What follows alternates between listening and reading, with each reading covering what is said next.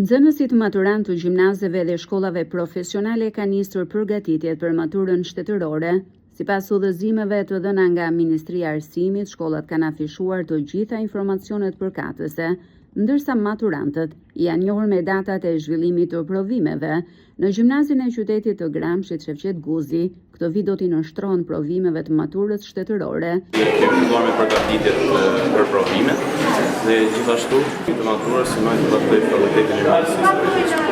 Përshëndetje, ne jemi nxënës të gjimnazit Shefqet Guzi në qytetin e Gramshit. Paraprakisht jemi njohur me rregulloren e maturës shtetërore dhe se si funksionon gjithë procesi i provimeve të maturës shtetërore.